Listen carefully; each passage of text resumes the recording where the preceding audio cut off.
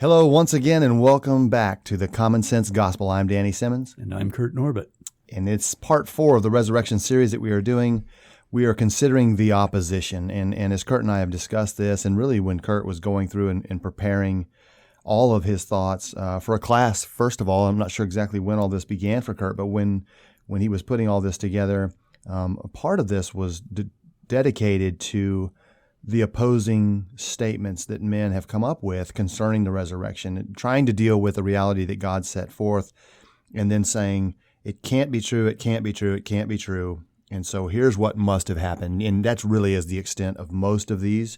But we do want to give some time to look at the opposition and what they've said about the resurrection. And let me just say as we start that this is important for each one of us because it's good for us to know the truth, to believe in that, obviously, to hold fast to what God has given to us from the love of his heart, by the mercy and the grace that he sees fit to give these things.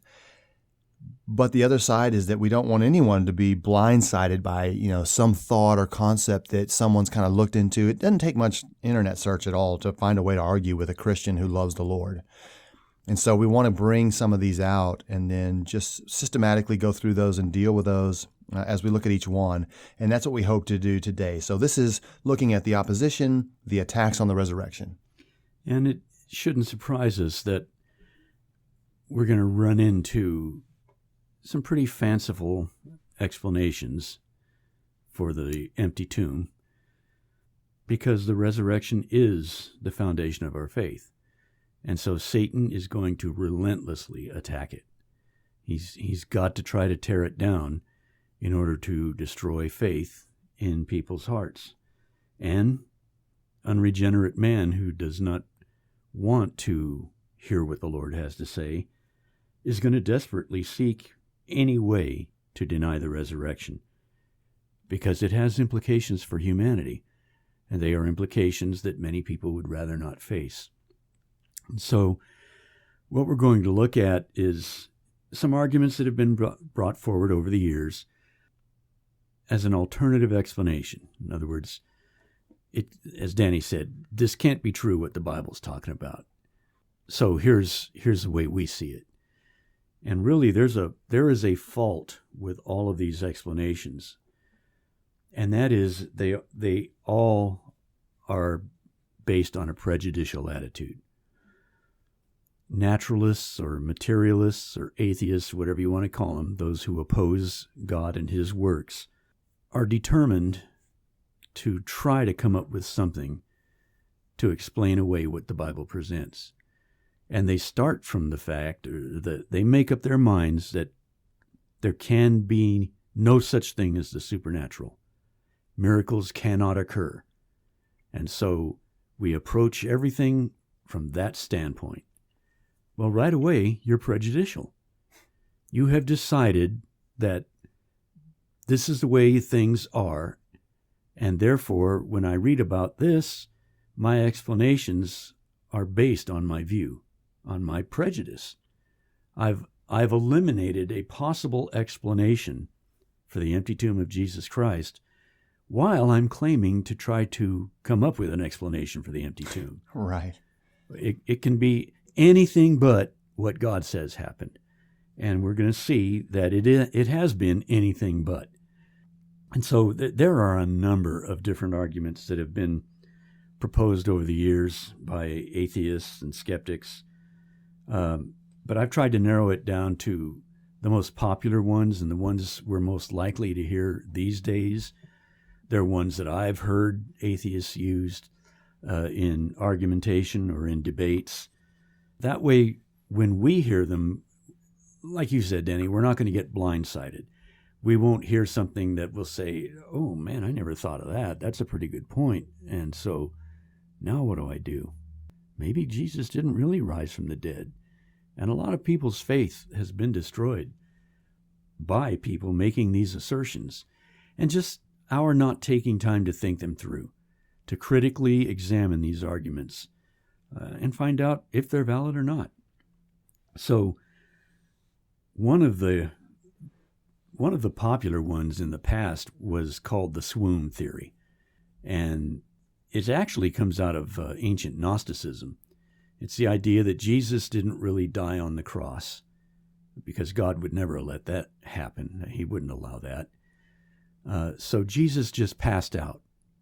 He swooned, he fainted as a result of everything he'd been through, and maybe even went into sort of a semi-coma and just appeared to be dead, which right off the bat is a little hard to accept. In fact, I'll just point out that the first person to refute this idea and reject it was a skeptic himself.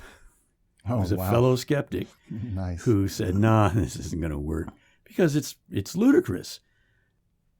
When you just start asking some questions. Here's an individual who was physically abused to an extreme. He was scourged with a cat of nine tails. His back was laid open. He's lost blood. He's lost bodily fluids. He's hung up on a cross. His body pierced with nails. He's horribly thirsty. And then when he does pass out, according to the argument, a Roman soldier stabs him in the side to see if he's really dead. And you don't fool Roman soldiers into believing you're dead. No. They've seen enough to where they know he's dead, but he's not. And that's why they stabbed him in the side, to prove he was dead. And if he wasn't, that stab in the side is going to make sure that he is. But we can just also ask, if he swooned, and then it gets even more ridiculous, because here's this individual who passes out under the burden of all of this punishment and torture. He's stuck in a cold, airless tomb for 3 days. So now he wakes up and he has the strength to roll the stone away from the tomb, somehow get past the guard at the tomb, stagger into the city, knock on the door where his disciples are hiding, and just astonish them with his supposed resurrection appearance. You have this beat-up individual who would be emaciated, almost unrecognizable, on the verge of death, and he's supposed to inspire his disciples to claim, oh, he rose from the dead. I don't think so. No, it would never work. So right away, we've got a problem with the swoon theory. And as I mentioned, and just to place a name, that skeptic's name was David F. Strauss, who just blew this out of the water. He would have readily accepted it, being a skeptic, if it could hold any water. But he saw the fallacies in this and just said, no, that's not good enough. So then another one came along, which actually is one of the most popular ones among skeptics, and that is that it was just a mass hallucination on the part of Jesus' disciples. And they try to put it even in a sympathetic and positive light. They don't ridicule the disciples. They'll just say, the disciples were just so emotionally overwrought at the unexpected loss of Jesus. And here they are, locked in a room, not knowing what to do next.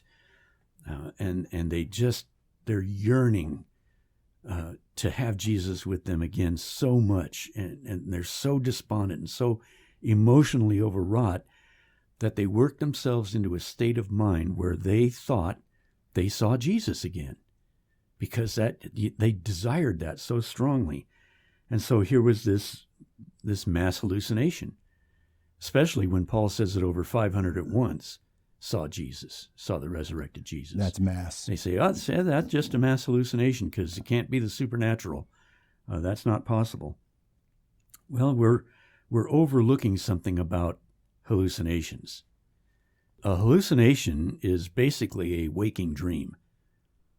And we all understand we don't share dreams. Just to, I don't want to disappoint you, Danny, but you were not in my dream last night. Man. But you didn't know that until I just told you, because we didn't share dreams. Hallucinations and dreams take place in the individual mind. So there is no such thing as a mass hallucination. You don't have 11 disciples or 500 people at one time, or any group of people who are sharing the same delusion at the same time. Can I offer something just in what Sure. you're saying? Because that's absolutely right. We're not all going to wake up having the same dream, identical, and then agree that, yeah, we were all together and we all saw him. Remember, we were there. That's never going to happen. That's not the way that works. But I think if you have one or two of maybe the leading apostles, and just, bear with me, but you have one or two of the leading apostles who have some kind of vision, even through that sympathetic, your body will do interesting things, mourning and loss and those kind of things. And that was really happening for them. So let's say 1, 2, maybe 3 of them believe they saw him, and it can be very faint. It can be like, I thought I saw him back behind those trees. Sometimes my eyes play tricks on me where I think I saw something I didn't. So let's just say that there was enough of them who thought they saw something or had some type of an experience that it almost becomes like, well, until you see him, you can't be in our group. And then, because that will swing people over into the, hey, I saw him too. So, and I think as even as I'm saying this to you, I'm thinking, I can't read your mind, but you're probably going to, they ain't going to die for that, right? You're not going to die for something you thought you saw. Right. And you lied about seeing. Yep. You're not going to change your life over a phantom vision. No way. That I saw a movement in the trees and I think that was Jesus. Let's go die. Yeah, you're not going to lay your life on the line for that. No. And we don't find that asserted. Every apostle confidently states, we saw him, we heard him, we touched him, we ate with him. All of these resurrection appearances. So that doesn't fit that scenario either. Not only that, here you have 2 or 3, let's say the most influential apostles having the kind of, vision or thought that you just promoted. And they convince all the others who didn't see this that you need to believe this so much that now you can go join us in suffering and dying too. It just no, thank you. No, Mm-mm. it just we realize that isn't going to happen. But hallucinations are not contagious, therefore it's not a valid explanation for having numerous people saying they saw Jesus at different times in different places under different circumstances. So none of that fits. Just, we hallucinated and thought we saw Jesus. There's too much reality that surrounds the resurrection appearances. Another argument that was brought up by skeptics and naturalists, materialists, those who deny any kind of a supernatural explanation, as we mentioned, they just out of hand reject that, so now they're prejudicial, is the embellishment theory. And that is, well, the story was told of a resurrected Jesus. And over time, that story changed and it grew with retelling. And so it just kind of expanded its scope and became more and more majestic until you finally come up with, oh, Jesus actually was raised from the dead, and here's how we saw him, and all of this. And oftentimes what proponents of this view will do is bring up the old telephone game as a way to verify or validate this particular naturalistic argument. What is the old telephone game? Well, it's the one we used to play in school, and probably everyone else has at one time or another, where you just line up the kids around the room, and the teacher tells the first kid to pass something along, maybe a little tiny short story or a phrase or something. Pass this on quietly to the next kid so no one overhears you, and just have it go through the entire class. And by the time it gets to the end, the naturalist will say, we know what happens. The story's completely changed. Mm-hmm. And so that shows us then that that's what happened with this resurrection story. Well, again, there's some problems with this. If we're going to use the telephone game as an example of this idea, we have to recognize that this game has just one line of transmission. it starts with this kid and goes through the kids in the classroom to the end. Well, the New Testament has numerous lines of transmission. Yeah. You've got all kinds of different people all testifying to the same thing and not just passing it on back and forth to each other. They're giving their own independent testimonies of what I saw Firsthand, and what eyewitness. happened Yep. to me. Yeah, I'm testifying to this based on my experience. Plus, you can control the outcome of this telephone game. I remember reading about one teacher that did it in class, and I can remember we used to do this in class too. You go through the telephone game, and by the time it gets to the last kid, it's different from what you started with, maybe substantially different. So this one teacher said, okay, we're not going to recess till we get this right. Ooh. So they started with the first kid, and by the time it got to the last kid, it was just what the first kid had been told. So when you're motivated enough, you can even get the telephone game right. So this is an invalid example of what took place. You don't have just one kid passing on to another kid and having the story changed by the time it gets to the end. You've got numerous storytellers, if you will, in the New Testament, and they're all arriving at the same point rather than starting at one point and then diverging. So the embellishment theory kind of falls by the wayside. Another popular one, and I've heard, for example, Christopher Hitchens use this in a debate. And well, in most of his debates, he loves to bring this up. And it's something you'll hear a lot in college classes. It's actually still pretty popular today, and that is the idea of dying and rising gods in other religions. In other words, Christianity's not unique in promoting the idea of a dying and rising God. There are other religions who promoted this, and Christianity just kind of copied it under their influence. For example, the Greeks have Adonis. The Egyptians claim Osiris died and rose. And the ancient Babylonians had their god Marduk.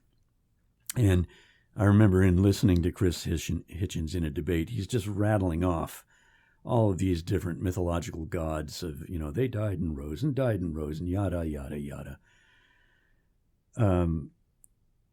This argument, though, is a little disingenuous because it's not presented in its entirety. In other words, they like to emphasize the parallels that they see in these mythological accounts and diminish the differences because they are not exactly parallel. They're not exactly the same example. For example, if you go back to these ancient gods and the legends that were built up around them, their early accounts are pretty vague on the idea of a resurrection. It's not until after the resurrection of Jesus and his influence that these ancient mythological religions start emphasizing a resurrection. And it took them about 100 years to start doing that. That's not pointed out, though, when the atheists cite these examples of, see the parallels between all of this stuff and Christianity, so there's nothing unique about Jesus' resurrection. Secondly, there's no evidence for any of these resurrections. Yep. They're just mythological tales. Whereas we see, and we've looked at tons of evidence for the resurrection of Jesus. One thing, too, that they don't want to point out is that if you read these accounts, they're all linked to the agricultural cycles of the seasons.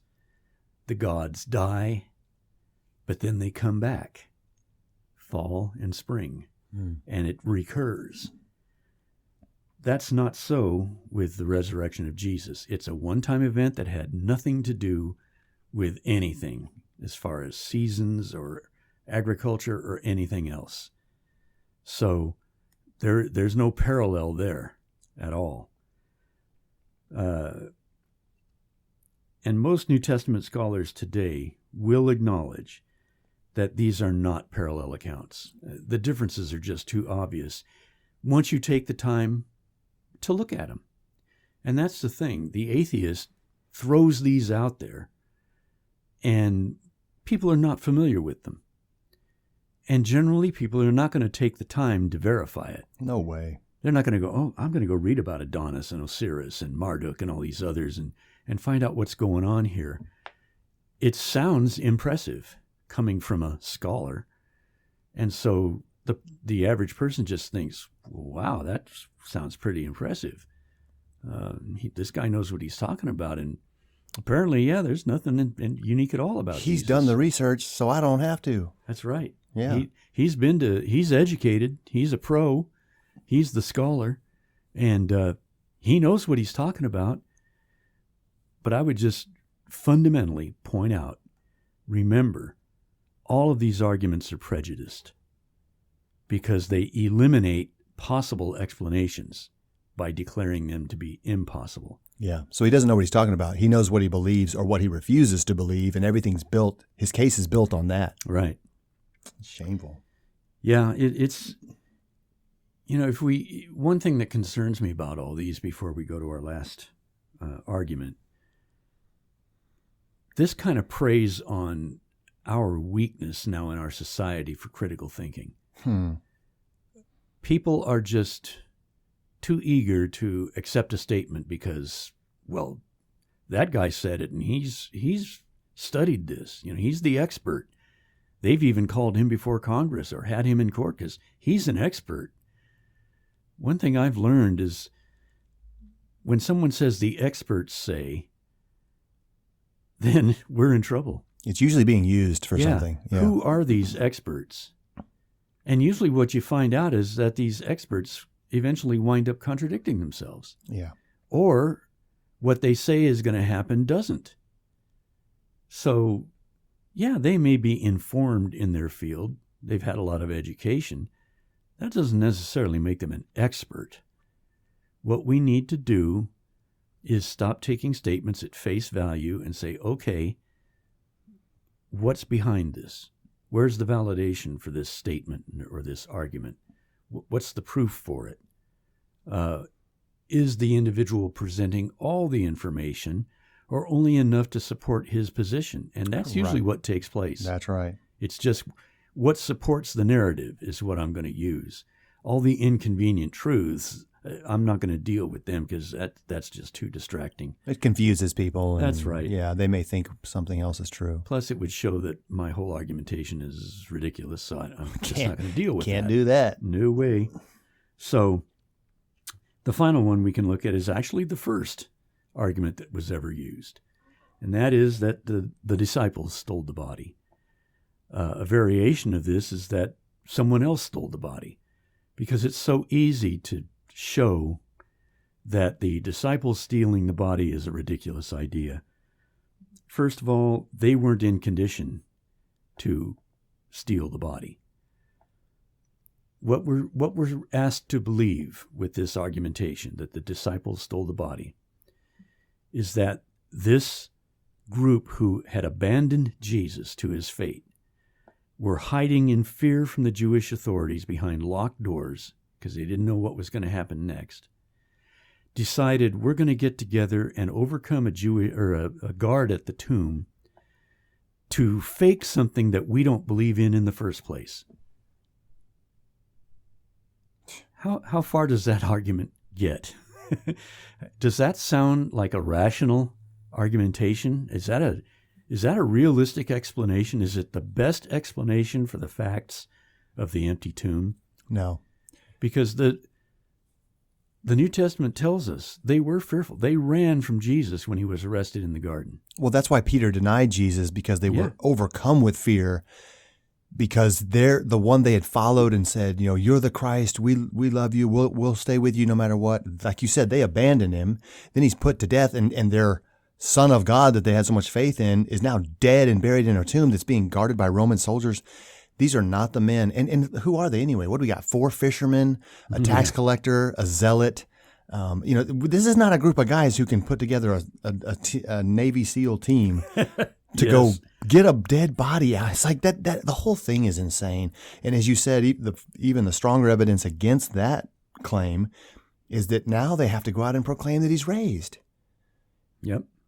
And all of them know where they put the body. Yep. And it's just, again, a fundamental point that we've raised several times is, why would they be willing to suffer and die for what they taught when they knew it was a lie? It doesn't make any sense. We're preaching a resurrected Jesus, but in our heart of hearts, we know that we actually stole the body. It's all phony. And yet they're willing to suffer a lifetime of abuse over that. You just don't do that. A rational person doesn't do that. I would entertain that if we had evidence that the apostles gained much wealth and fame, because that's why people lie. Mm-hmm. Is for power, wealth, fame, those kind of things. You can tell all kinds of great stories to be on the front page news. And that's the opposite of what happened to them. They were oppressed, they were scattered, they were chased, they were put to death. All the apostles, we believe we have, without the scriptural account of all of them, we have some understanding of how each one of them died, and they all died a martyr's death in horrible ways from the historical record that we have. And so again, you got to go back and say, why in the world? Especially after, let's say James, he's the first one in Acts 12. Once he's killed by the sword by Herod, if I'm an apostle who ran away from Jesus when he was arrested, then I am not sticking around to see how this plays out. The second time around, it doesn't make sense that they would continue to say, now at this point, they're saying, it doesn't matter what happens to my physical frame because I know that God has saved my soul. That is the only thing. The resurrection is the only thing that would guarantee these men, and they know it wholeheartedly, to say, what can man do to me? If God is with me, no one can be against me.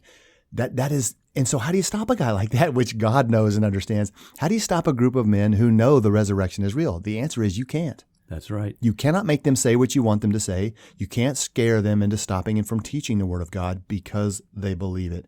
So, like I said, we've seen groups and establishments kind of rise up in power and gain tons of wealth by saying, hey, this is our position and we're here to fight for you. And obviously politicians do it all the time. Yeah.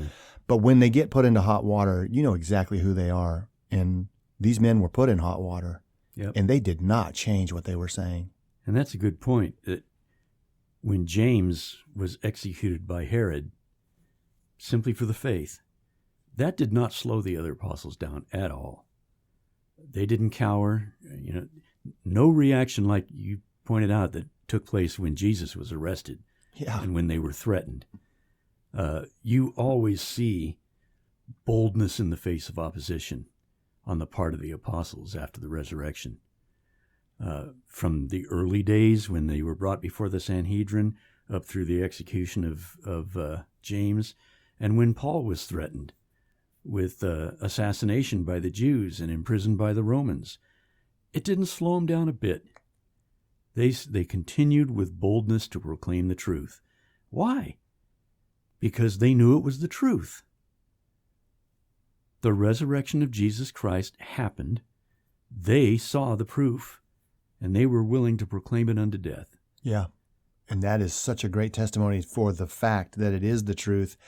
If I just go back through these again, because I noticed something about them, the only theory that I see here is the swoon theory that accepts that he was raised, that he came back and showed himself to somebody. That's the only one that accepts that, and that would explain the apostles' response, like, "Hey, we got something to go on here. He's here. We can show him to people. We can build a case." And again, it would still be very perverted, another fake doctrine. And if that was true, which is what the skeptics want to believe, but all the other ones, the hallucination theory, it means he's still dead.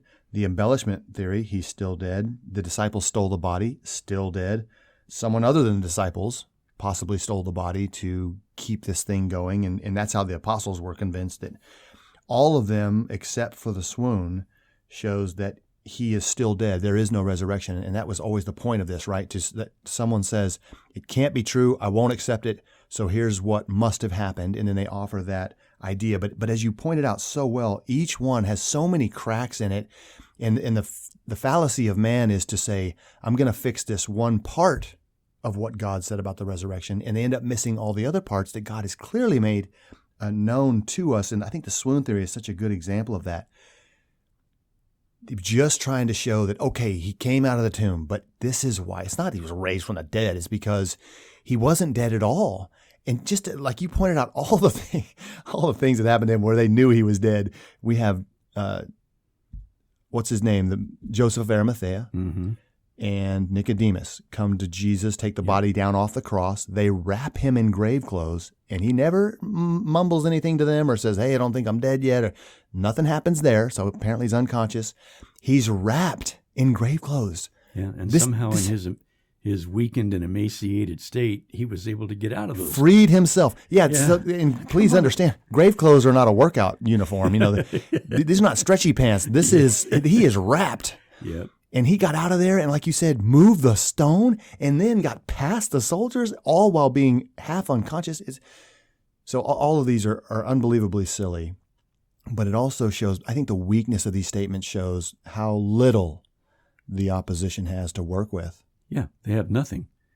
In fact, you alluded to the idea of someone else stole the body because it's so easy to show that the disciples could not have. In fact, even unbelievers will acknowledge that the New Testament teaches one of the highest ethical standards that we have in humanity. Sure. Well, if you have these guys stealing the body and then basing everything on, see, the tomb empty. The tomb was empty. He rose from the dead.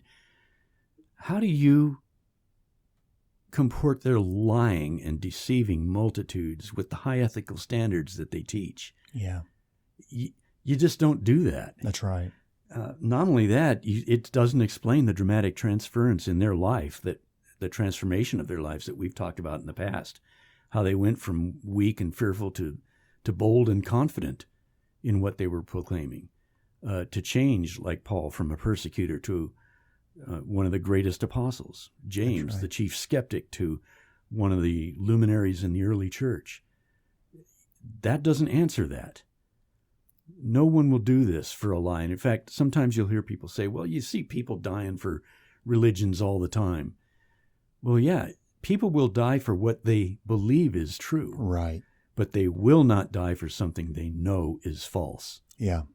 So there's no way that you can harmonize the apostles being willing to die while at the same time they knew that it wasn't true. Yeah. If this idea is correct. Yeah, and there's so many examples in the New Testament as we read through that if we were thinking about the resurrection, the validity of it, and their confidence that it did take place, I think if you look at the Bible through that lens, that there'll be a lot of doors open for you. I'm thinking about the Apostle Paul when he writes to the Thessalonian church in 1 Thessalonians.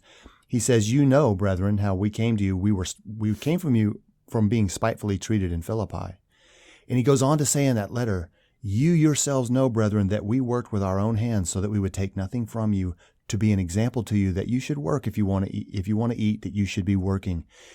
They set that high ethical standard of what people should be, to the highest standard. And he said, "I didn't take one penny from any of you." And he wrote the note to them. So it wasn't like he reported it to the whole world except for them, like, "Hey, I was good. I didn't see it." He tells them, "I didn't take anything from you. You watch me work." He's a tent maker. Mm-hmm. This man is making tents and selling what he can so that he can feed himself while preaching the gospel. And though he had a right to claim some compensation for his work, as he points out in 1 Corinthians 9:14, he never did, to show them that there's a way for you to live your life. And like you said, to set that tone is the opposite of someone says, "Well, I'm on your side now. Send all your money and we'll take care of you. We promise."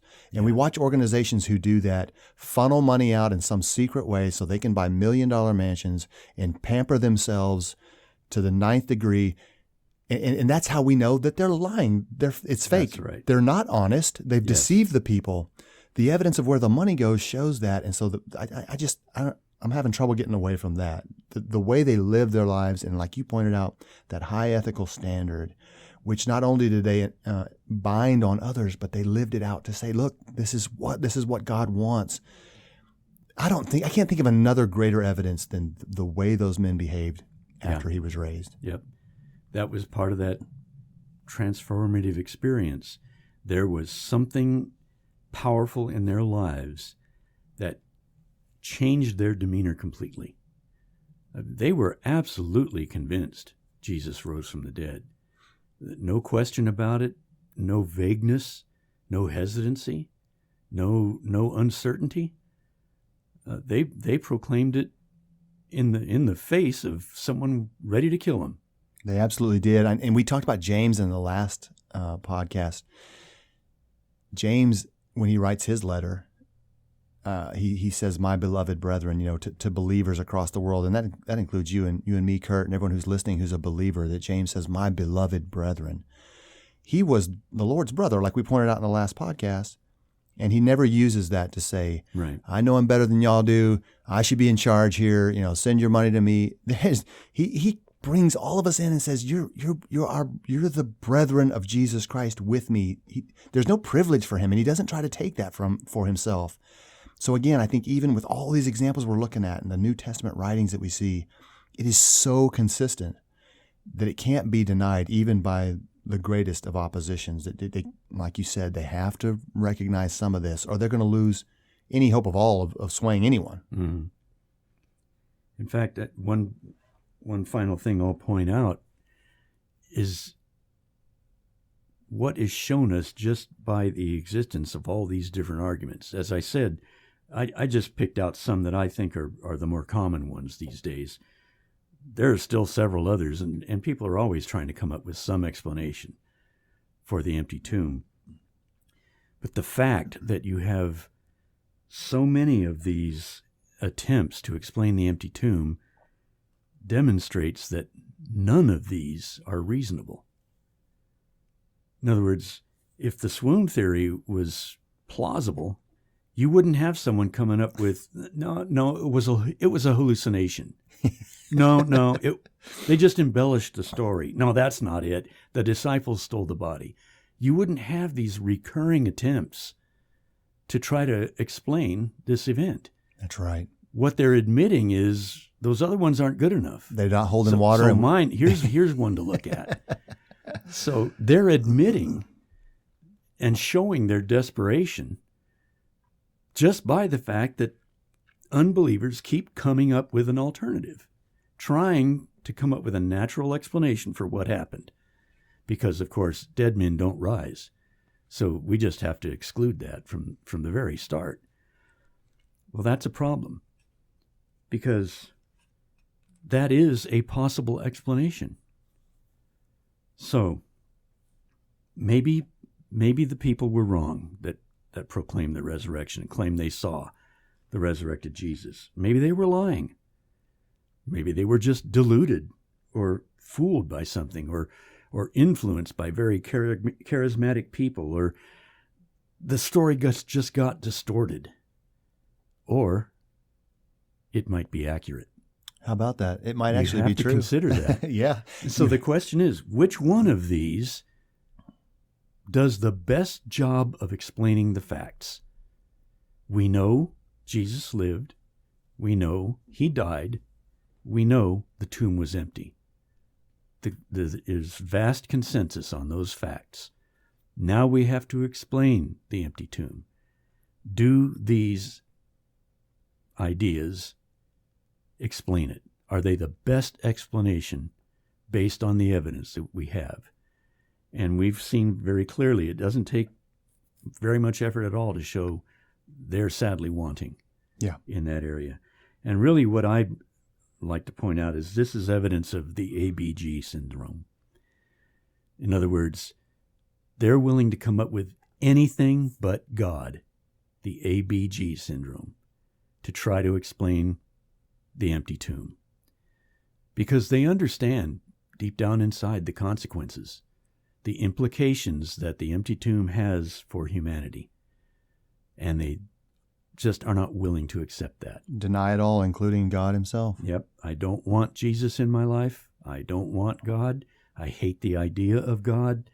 Whatever it might be. And I don't know what has forced them, they weren't forced. They came to these conclusions on their own. But I don't know what motivated individuals like this to be so hateful of God and his ways and what he's done for us. But this is where that leads. If you are opposed to God, you now have to rely on man's wisdom and man's understanding. And by the arguments that we've looked at today, we can see where that takes us. Yeah. So we need to be careful of the anything but God syndrome. Amen. The best explanation for the evidence that we have of the empty tomb is that Jesus rose from the dead by the power of God and lives forevermore. Yes, sir. That's right. I love that. You know, the opposition, each new explanation doesn't accept the last. That's such a beautiful thing that someone says, I got it. You know, it means they've been listening to the other ones and they could tell that it wasn't valid. So that is really good. And then we should be more confident in understanding that about the wisdom of man is so limited. You know, God's not worried about what men will come up with. He has shown it to us abundantly clear. We have Bible trivia questions for each other, and I think it's your turn to go first.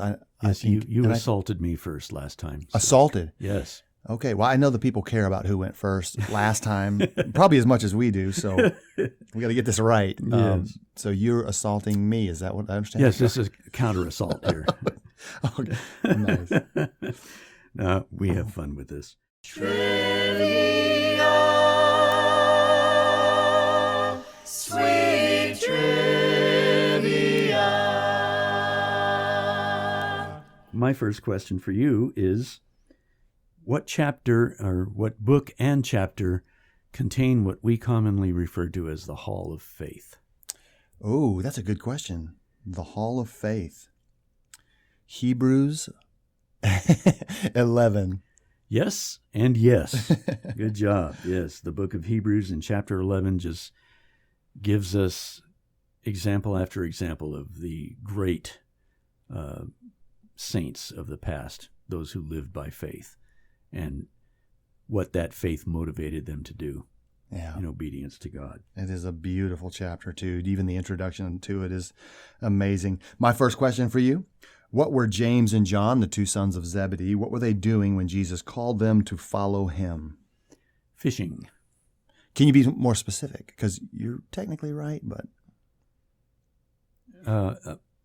I believe they were mending their nets with their father Zebedee. That's right. They were mending their nets in the boat with Zebedee, their father.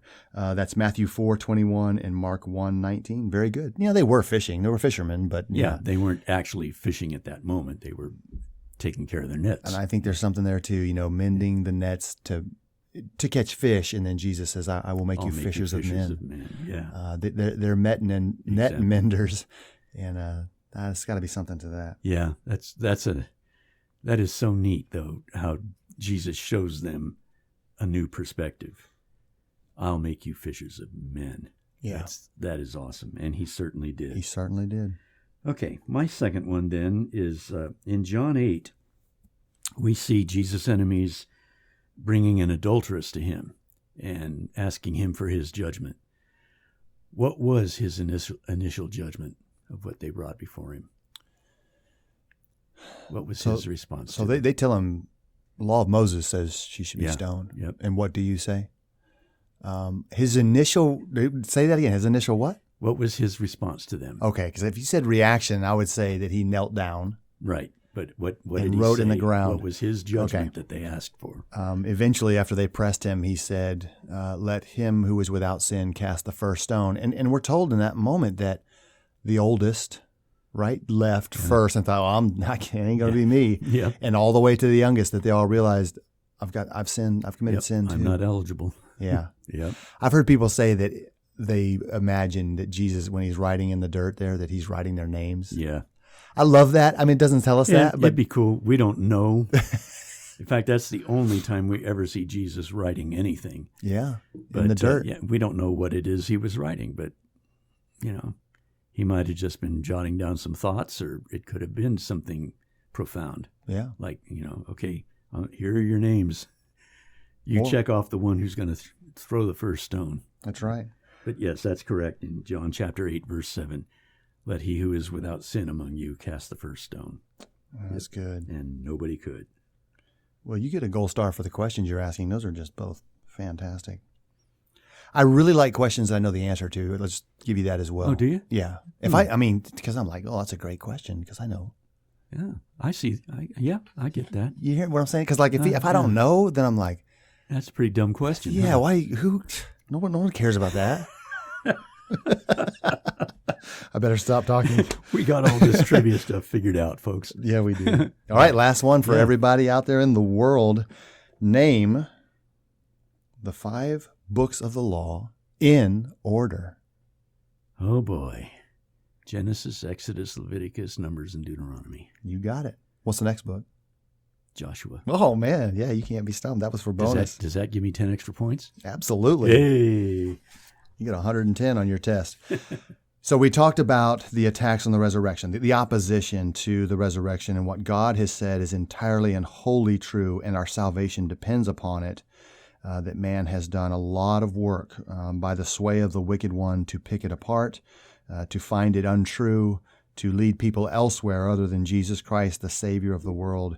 And God has not been swayed in any way to, here's one more thing. Well, don't leave me. He's given us everything we need. And I want to say something to all of you who are listening today and believing in Jesus, that you have faith in God and that Jesus is risen from the dead. The reality of our faith today is that a lot of time has gone by. We're looking at 2,000 years. And everyone who's listening to this podcast is going to say, if they're pressed and if they're asked, did you see it? Have you looked into the tomb? And, unless you had a trip to Jerusalem and found the right place, the answer is no. We have not looked into the tomb. We didn't see it happen. We've not seen the resurrected Jesus. But our faith, I think, even in this time of the world that we live in and being pushed out so far from this glorious moment when it actually happened, that we still hold fast to it, that I think it says a lot about us. Thomas, when the apostle said, we've seen the risen Christ, Thomas says, until I stick my fingers into the holes of his hands and my hand into his side, I will not believe. And that's important for us who are believers, way down the timeline, because Jesus, when he comes back into the room the next week, he says, Thomas, reach your finger here. Look at my hands and reach your hand here and put it into my side. Do not be unbelieving, but believing. Thomas answered and said to him, my Lord and my God. Jesus said to him, Thomas, because you have seen me, you have believed. Blessed are those who have not seen and yet have believed.